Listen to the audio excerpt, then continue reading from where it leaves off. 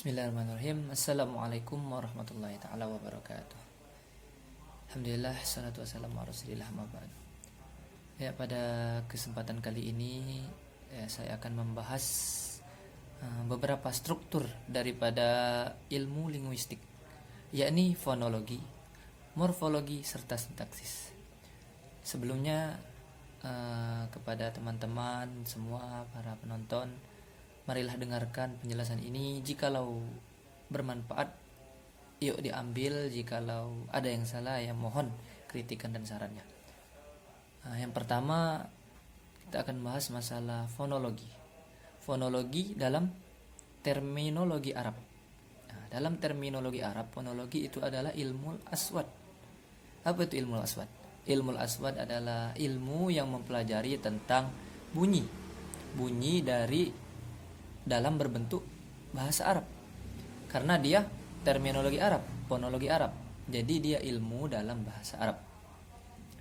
Nah, ilmu bunyi dalam bahasa Arab, maksud fonologi di sini, bunyi di sini, yaitu sesuatu yang menghasilkan bunyi dalam bahasa Arab.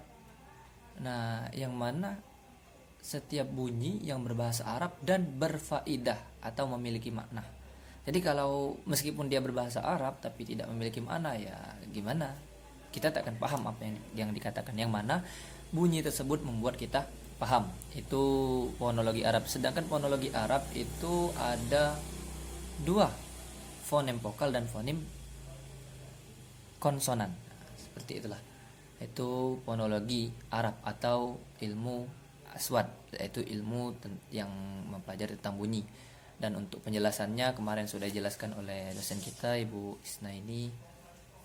Dan untuk yang kedua itu ada morfologi. Morfologi dalam terminologi Arab.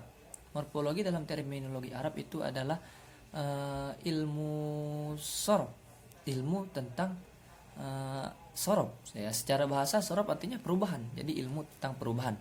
Jadi perubahan dalam suatu kalimat, dalam suatu kata, dalam bahasa Arab. Nah, ya, jadi dalam bahasa Arab kalimat-kalimat bukan cuma bahasa Arab, sebenarnya bahasa Indonesia, bahasa Inggris, bahasa manapun pasti memiliki perubahan. Kalau dalam bahasa Indonesia itu ada tambahan me, ada tambahan an, atau ada tambahan sebagainya. Dalam bahasa Arab juga ada ilmu perubahan, yakni ilmu sorob. Nah, perubahan ketika dalam isim dia bisa mendapatkan al, atau dia bisa jadi isim mujarrad, bisa menjadi isim musanna, menjadi isim jama, dan sebagainya. Dalam fi'il pun kita punya perubahan, yakni tasrif logawi, tasrif maknawi, dan sebagainya.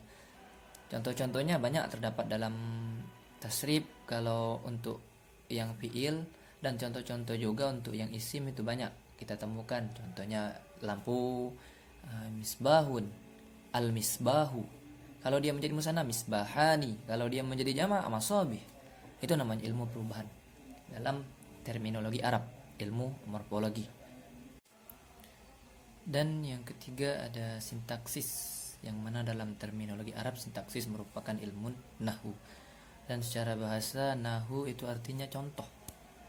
Jadi ilmu, ya kita tidak bisa mengatakannya ilmu contoh. Maksud dari itu hanya nama, yang mana nama itu ya diambil dari gimana kita mempelajari nahwu, itu perlu menggunakan contoh-contoh. Jadi untuk sintaksis sendiri itu adalah ilmu-ilmu struktur kata, pembentukan kata dalam bahasa Arab, karena kita membahas masalah sintaksis bahasa Arab. Sesuai seperti ilmu nahwu, ya kita mempelajari gimana peletakan strukturnya. Kalau dalam bahasa Arab itu harokat-harokatnya, ada kata sambungnya, ada dan sebagainya. Itu sintaksis dalam bahasa Arab. Jadi ya untuk ilmu sintaksis itu sendiri, ya kita harus memahami kaidah. Kalau dalam nahwu itu namanya qawaid, kaidah bahasa Arab. Ketika dia dimasuki huruf jar, dia jadi apa? Ketika dia dimasuki huruf nasab, dia jadi apa? Ketika dia jadi fa'il, maka dia harus seperti apa? Ketika dia jadi maf'ul, maka berubahnya seperti apa? Ketika dia di tempat sebagai majrur, jadi apa? Itu seperti itulah sintaksis, yaitu struktur kata, suatu struktur dari kalimat-kalimat.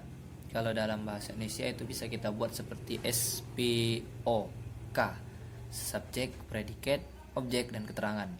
itu. Banyak lagi untuk pembahasan ilmu-ilmu sintaksis tersebut, yang mana dalam bahasa terminologi Arab itu ilmu nahu.